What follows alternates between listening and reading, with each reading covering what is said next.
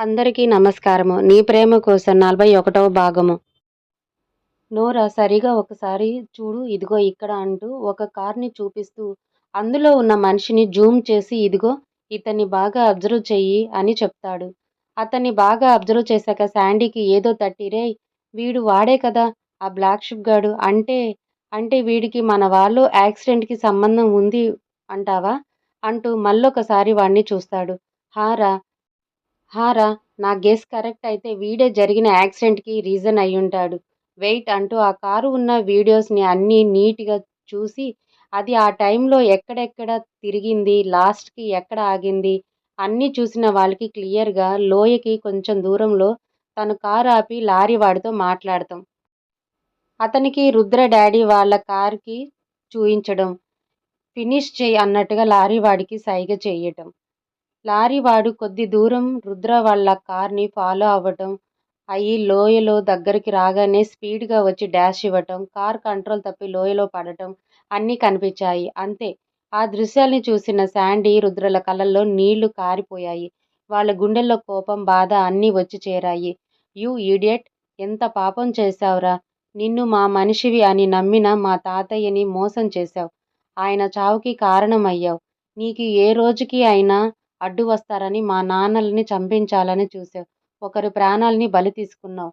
నిన్ను వదలంగా నువ్వు చేసిన పాపాలన్నిటికీ తగిన శిక్ష విధించకపోతే మేము ప్రతాప్ రుద్రనేత్ర మనమళ్ళమే కాదురా! It's our challenge. ఈ క్షణం నుండి మా ఫుల్ ఫోకస్ నీపైనే. పతనం అవటానికి సిద్ధంగా ఉండు అంటూ కోపంతో బిగుసుకున్న దవడ కండరాలను మెల్లగా వదిలి నార్మల్ అయ్యి కొద్దిసేపు థింక్ చేసి ముందుగా రుద్ర ఒక విషయం శాండీతో మాట్లాడి శాండీ నీ ఇష్టమే నా ఇష్టం అనడంతో తర్వాత ఇద్దరూ కలిసి రుద్ర డాడీ రూమ్‌కి వెళ్తారు. పెద్దవాళ్ళందరూ అక్కడే ఉండటంతో అందరిని ఒకసారి చూసి మేమిద్దరం ఒక డెసిషన్ తీసుకున్నాము. దానికి మీ అందరి అంగీకారం కావాలి అని అడుగుతారు. పిల్లలు అడిగేసరికి పెద్దవాళ్ళంతా ఏంటి అన్నట్టుగా చూస్తారు వీళ్ళ వైపు. అప్పుడు రుద్ర మాట్లాడుతూ మేమిద్దరము మా స్టడీస్‌ని ఇక్కడే పూర్తి చేయాలనుకుంటున్నాం. ఇక మేము ఫారెన్ వెళ్ళాలి అనుకోవట్లేదు. అండ్ వన్ మోర్ థింగ్ మేము ఇద్దరం ఇప్పటి నుండి ఆఫీసు బాధ్యతలు గూడా తీసుకోవాలి అనుకుంటున్నాము. ఎలాగూ మేము చదివేది బిజినెస్ కోర్సే కాబట్టి అండ్ తాతయ్య ఇప్పటి నుండో మాకు బిజినెస్ విషయాలు చెప్తున్నారు కనుక మాకు బిజినెస్ గురించి అవగాహన ఉంది. సో మేము ఇంకా ఇప్పటి నుండి ఇక్కడ కాలేజీలోనే జాయిన్ అయ్యి ఒకవైపు చదువుకుంటూనే ఆఫీసు వ్యవహారాలు చూసుకుంటాం. మాకు తెలియనివి ఏమైనా ఉంటే ఎలాగో చెప్పడానికి ఆఫీస్లో మేనేజర్ అండ్ ఇంట్లో డాడీ ఉన్నారుగా. సో నో ప్రాబ్లం మీరేమంటారు అని అడుగుతాడు. రుద్ర చెప్పిన మాటలకి పెద్దవాళ్ళంతా ముందు షాక్ అయ్యి వెంటనే తేరుకొని ఏం మాట్లాడుతున్నారు నాన్న? మీరు మీ చదువు ఇంకా పూర్తవ్వలేదు. ఇంకా 1 ఇయర్ చదవాల్సి ఉంది. అలాంటిది ఇప్పుడు చదువున్న చోట వదిలేసి ఇక్కడ జాయిన్ అవుతా అంటున్నారు. అది కాక ఆఫీస్ కూడా చూసుకుంటామంటున్నారు. ఒక పక్క కాలేజు, మరో పక్క ఆఫీసు ఇన్ని ఎలాగ చేయగలరని మీ నిర్ణయం తీసుకున్నారు మీరు అని అడుగుతున్నారు. ఆ మాటకి శాండీ, రుద్రలు ఇద్దరూ చూడండి మీరన్నట్టు మా చదువు ఇంకా సంవత్సరం ఉంది. మాకు ఆఫీస్ విషయాలు ఏమీ తెలియకపోవచ్చు. బట్ మేం చదివేది మా వ్యాపారానికి రిలేటెడ్ సో మేము హ్యాండిల్ చేయగలం. ఈ విషయంలో ఎటువంటి మార్పు లేదు. మేము ఇక మీదట మిమ్మల్ని వదిలి ఎక్కడికి వెళ్ళేది లేదు. మీరు మాపై నమ్మకంతో మా నిర్ణయాన్ని అంగీకరిస్తారని కోరుకుంటున్నాం. మమ్మల్ని మేము మొదలుపెట్టిన పని దిగ్విజయంగా పూర్తి చేయాలని ఆశీర్వదించండి అంటూ అందరి దగ్గర ఆశీర్వాదం తీసుకుంటారు. పెద్దవాళ్ళు పిల్లలు పట్టుదల తెలిసి ఉండటంతో పైగా ఇప్పుడు సిట్యుయేషన్‌లో పిల్లలు వాళ్ళ దగ్గర ఉండటమే కరెక్ట్ అని వాళ్ళు ఓకే అంటారు. అలా రుద్ర వాళ్ళు వైజాగ్ కాలేజీలోనే జాయిన్ అవ్వటం, ఇంటి మరియు ఆఫీస్ బాధ్యతలను తీసుకోవటం, ఒక పక్క కాలేజీకి వెళ్తూ, మరొక పక్క మేనేజర్ సాయంతో ఆఫీస్ వర్క్ ఎప్పటికప్పుడు తెలుసుకుంటూ, అర్థం కానివి అడిగి నేర్చుకుంటూ, కొంచెం సమయం కూడా వృధా కాకుండా చూసుకుంటున్నారు. బట్ ఈ విషయాలు ఏవీ బయటకు రానివ్వకుండా రుద్ర డ్యాడీ కోమాలో ఉన్నట్టుగానే ఆ ఫ్యామిలీ బాధలో మునిగిపోయి ఉన్నారనే నమ్మించారు. అలా రోజులు గడుస్తున్నాయి. రుద్ర ఎప్పటికప్పుడు ఆ బ్లాక్ షిప్‌పై ఒక కన్ను వేసి ఉంచాడు. అతనివన్నీ అప్డేట్స్ తెలుసుకుంటూనే ఉన్నాడు. వాడి పతనాన్ని మొదలుపెట్టేందుకు పునాది ప్లాన్ కూడా రెడీగా థింక్ చేసి పెట్టుకొని ఉన్నాడు. అందులో భాగంగానే ఒకరోజు లేట్ నైట్ పబ్‌లో అతని కొడుకుతో పరిచయం చేసుకొని అతి తక్కువ టైంలోనే వాడిని మాయ చేసి అతని బెస్ట్ ఫ్రెండ్ అయిపోయాడు. ఒక 4 రోజులు అలా జరిగాక రుద్రపై అతనికి మంచి ఒపీనియన్ ఏర్పడి పర్సనల్ విషయాలన్నీ కూడా షేర్ చేసే అంత క్లోజ్ అయిపోయాడు. రుద్రని ఆ అబ్బాయి బాగా నమ్మేలా చేసుకున్నాడు మన రుద్ర. అలా మాయ చేసిన తర్వాత ఒకరోజు రుద్ర మెల్లిగా తను పేదవాడిని అని, తనకు అన్ని కష్టాలు, జాబ్ కూడా లేదని, ఇంటి బాధ్యత మొత్తం తనదే అని ఏదో ఫుల్ ఎమోషనల్ స్టోరీ చెప్పి ఆ అబ్బాయిని బాగా నమ్మించి బుట్టలో పడేశాడు. ఫైనల్‌గా ఆ అబ్బాయి "యూ ఆర్ మై ఫ్రెండ్. నా ఫ్రెండ్‌కి కష్టమైతే నాకు కదా! ఇదిగో this is my office address. రేపు 10 గంటలకు అక్కడికి రా. నిన్ను డ్యాడీకి పరిచయం చేసి నీకో మంచి జాబ్ ఇస్తాను" అని చెప్తారు. ఆ మాటకి రుద్ర మనసులో చాలా చాప గాలానికి అని నవ్వుకొని "ఓకే బాస్, రేపు పొద్దున్న కలుద్దాం" అంటూ పబ్ నుండి వెళ్ళిపోతారు. నెక్స్ట్ డే మార్నింగ్ రుద్ర ఆ అబ్బాయి చెప్పిన ఆఫీస్‌కి దగ్గరికి వెళ్లి అతగాని కోసం వేచి చూస్తూ ఉంటాడు. రుద్ర వెళ్ళిన 5 మినిట్స్‌కి ఆ అబ్బాయికు అక్కడకు వచ్చి రుద్రని తీసుకొని ఆఫీస్‌లో రుద్రని వాళ్ళ డ్యాడీకి పరిచయం చేసి, "నేను చెప్పింది he is my best friend ఉన్నాడు, హెల్ప్ చెయ్యండి. ఇతనికి మన కంపెనీలో ఏదైనా మంచి జాబ్ ఇప్పించండి" అంటూ అతన్ని ఆలోచించనివ్వకుండా అతలాకుతలం చేసి రుద్రకి జాబ్ ఇప్పిస్తాడు. రుద్ర మనసులో కన్నింగ్ స్మైల్ ఇస్తున్నాడు. Thank you sir. Thank you so much. మీరు నాకు పెద్ద సహాయం చేశారు అంటూ అతి వినయం ప్రదర్శించి రేపు వచ్చి జాయిన్ అవుతాను సార్ అంటూ అక్కడి నుండి ఇంటికి వెళ్ళి విషయం శాండీకి చెప్పి వాళ్ళ ప్లాన్ త్వరలోనే సక్సెస్ కాబోతున్నందుకు హ్యాపీ ఫీల్ అవుతారు. అలా రుద్ర వెళ్ళి అక్కడ జాబ్లో చేరటం, కొన్ని రోజులకే అందరి దృష్టిలో మంచి పేరు తెచ్చుకోవటం, ఆ బ్లాక్ షిప్కి కూడా నచ్చి మెచ్చేలా తలలో నాలుకలా అన్ని పనులు మీదేసుకొని అతని వెంటే తిరిగేవాడు. అలా అతి కొద్ది సమయంలోనే ఆ బ్లాక్ నమ్మిన బంటు మారిపోతాడు. ఏ నమ్మకానికైతే అడ్డు పెట్టుకొని తాతగారిని మోసం చేశారో అదే విధంగా యూజ్ చేసుకొని రుద్ర కూడా ఆ బ్లాక్ షిప్‌కి గుడ్డిగా నమ్మించి తన ప్రాపర్టీ అంతా రుద్ర మీదకి వచ్చేలా సైన్ చేయించుకున్నాడు. ఏవో టెన్షన్‌తో వేడెక్కి ఉన్న అతను రుద్ర మోసాన్ని గుర్తించక టకటక రుద్ర పెట్టమన్న చోటల్లా ఆటోగ్రాఫ్ ఇచ్చినట్టు సైన్ చేశాడు. అది చూసిన రుద్ర మనసులో కోయ డాన్సులు వేసుకుంటున్నాడు. సైన్ పెట్టించుకున్నాక కూడా 4 రోజులు నార్మల్‌గానే వర్క్ చేశాడు రుద్ర అక్కడ. 5వ రోజు ఒరిజినల్ రుద్రని బయట పెట్టి, "ఈ ఆస్తులన్నీ నావి. నీ పెత్తనం ఏంటి? మీలో ఎవరికీ వీటితో సంబంధం లేదు." ఆ లాయర్ పోలీసుల్ని వెంటపెట్టుకొని ఆ బ్లాక్ షిప్ అతనికి కొడుక్కి ఊహించని షాక్ ఇస్తాడు. రుద్ర అసలు రూపం తెలిసిన బ్లాక్ షిప్ కోపంతో ఊగిపోతాడు. అది తప్ప ఏమీ చేయలేని పరిస్థితి క్రియేట్ చేశాడులే రుద్ర. కుక్క కాటుకు చెప్పు దెబ్బలా మోసానికి మోసమే న్యాయం అన్నట్టు ఆ బ్లాక్ షిప్‌ని నీ సర్వస్వం పోగొట్టుకొని కుటుంబాలతో నడి రోడ్డు మీద నిలబడేలా చేశాడు రుద్ర. అంతటితో వదిలేశాడా? అంటే నో. ఎందుకు వదులుతాడు? ఒకరోజు రాత్రి శాండీ రుద్రలను వాడి ఇంటికి వెళ్ళి మరీ బెడ్‌షీట్ ముసుగు వేసి కసితీరా చావబాది వచ్చారు. అంతేకాకుండా వాళ్ళ దగ్గర ఉన్న ఆధారాలను ఉపయోగించి వాళ్ళ కార్ యాక్సిడెంట్ కేసులో అతన్ని జైల్లో పెట్టించారు.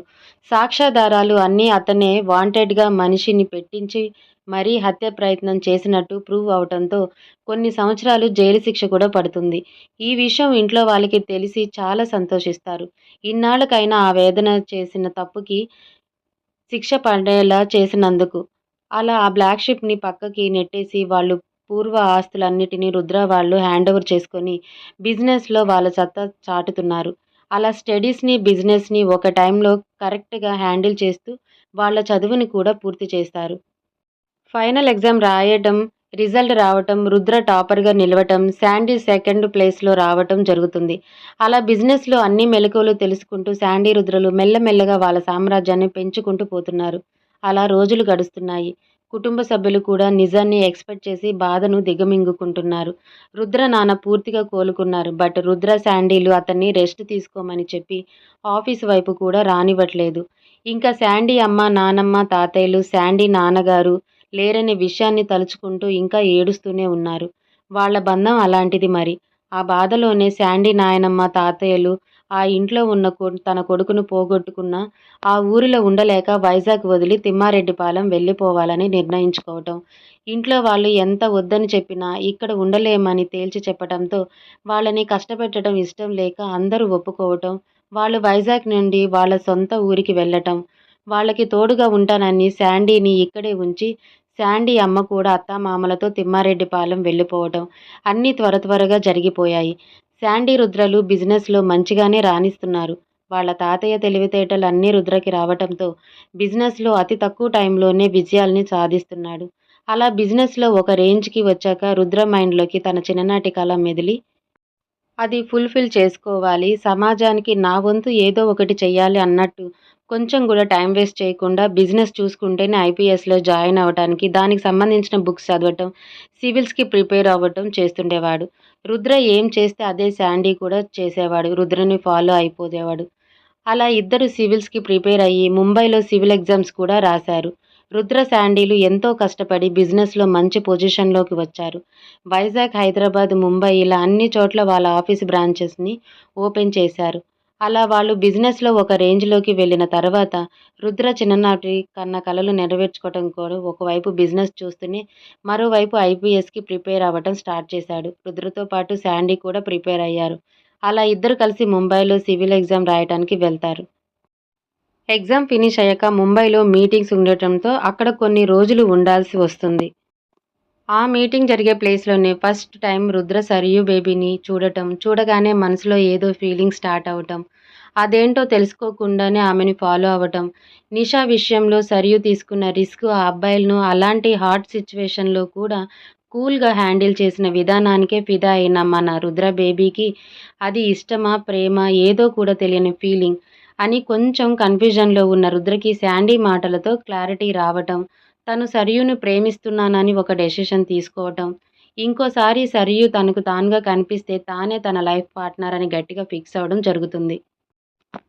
తను అనుకున్నట్టే బయట వాకింగ్ చేస్తున్న రుద్రకి సరియు రాత్రిపూట కనబడటం, తనకి యాక్సిడెంట్ అయ్యి తలకి దెబ్బ తగలటం, తన తలకి అంత దెబ్బ తగిలినా, ఎంత రక్తం పోతున్నా సరే, తన గురించి పట్టించుకోకుండా అర్ధరాత్రి నడి రోడ్డు మీద ఆ తల్లి బిడ్డలను కాపాడటం కోసం తాను చేసిన ప్రయత్నం, ఇవన్నీ చూసిన రుద్రకి సరియుపై ఉన్న ప్రేమ 1000 రెట్లు పెరిగిపోయి, అతని మనసులో ఆమె స్థానం స్థిరంగా నాటుకుపోయింది. నెక్స్ట్ సరియుకి తానే రక్తం ఇవ్వటం, ఆ తల్లికి బ్లడ్ ఇచ్చి ఆమెని బిడ్డని సేవ్ చేయటం, నిషా వాళ్ళ బ్రదర్‌కి సర్జరీ చేయించటం, ఆఫీస్ మీటింగ్స్ అంటూ బిజీగా ఉండటం, ఆ హడావిడిలో ఉండగానే సరియు ఫ్రెండ్స్ సరియుని హాస్పిటల్ చేయించేయటం, సరియు మిస్ అవ్వటం, ఆమె కోసం ఎంతో బాధపడుతూ ముంబై మొత్తం శాండీ, రుద్ర వెతకటం జరుగుతుంది. ఎంత వెతికినా సరియు దొరకక రుద్ర చాలా ఏడ్చేస్తాడు. చివరికి ఆ దేవుని మీద భారం వేసి ముంబైలో మీటింగ్స్ ఫినిష్ చేసుకొని తిరిగి వైజాగ్ వెళ్తాడు. వైజాగ్‌లో కూడా కొన్ని డేస్ వెతకటం, సరియు జడ తొలగిపోవటం, ఇంకా మూడోసారి కూడా ఆ దేవుడే మమ్మల్ని కలిసేలా చేస్తాడు అనుకోని దేవుడికి దండం పెట్టుకొని ఆ రోజు నుండి సరియుని వెతికే ప్రయత్నం మానేసి వాళ్ళ వ్యాపారంపై శ్రద్ధ పెడతాడు.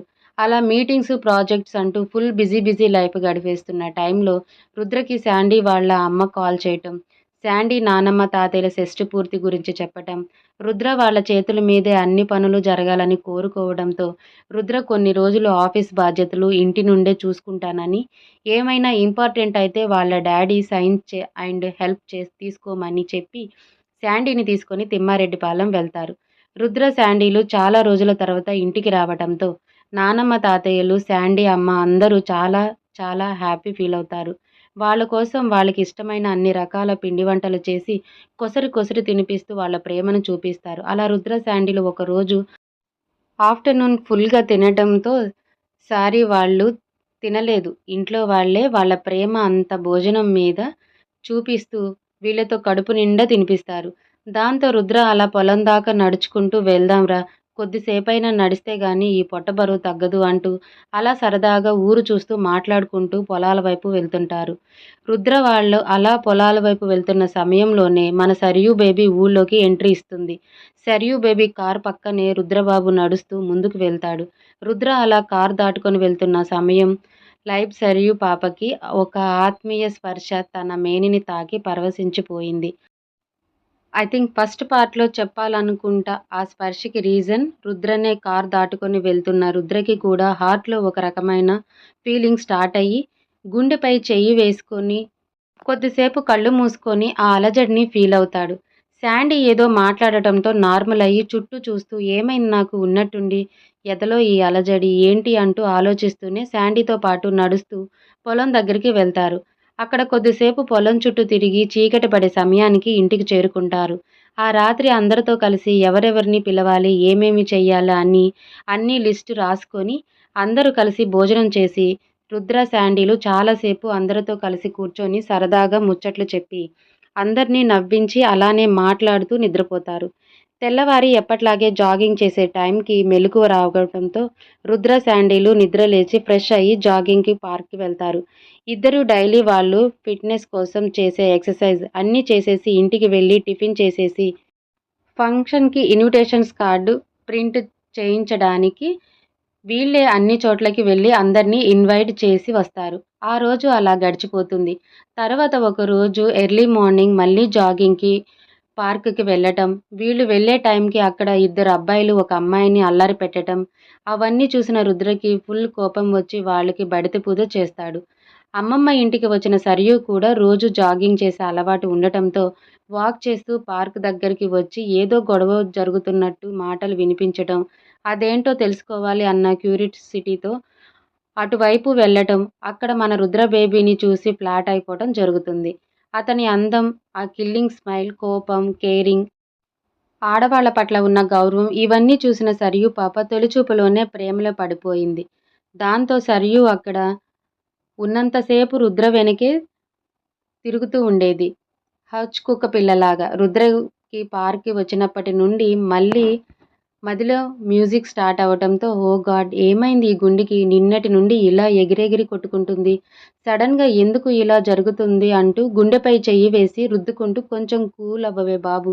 నాకు చాలా పనుంది అంటూ అనుకోకుండా అటువైపు చూసిన రుద్ర అక్కడ కనిపించిన సరియు పాపని చూసి ఫుల్ షాక్ అయిపోతాడు. తన ఎదురుగా జాగింగ్ డ్రెస్ వేసుకొని నడుచుకుంటూ వెళ్తున్న సరియుని చూసి ఆనందం, ఆశ్చర్యం, ఎన్నో రోజుల ఎదురుచూపులకు ఫలితం ఇప్పుడు దక్కిందా అన్నట్టు మాటల్లో చెప్పలేని సంతోషం. మరోవైపు కంట్లో నుండి కన్నీరు కూడా వచ్చింది. అది బాధతో కాదు, తన ప్రేయస్‌ని చూసగానే అన్న ఎక్సైట్‌మెంట్‌తో వచ్చినవని. మెరిసే కళ్ళతో కొద్దిసేపు అలానే సరియుని చూస్తూ ఆమె అందమైన రూపాన్ని కళ్ళల్లో నింపుకున్నాడు.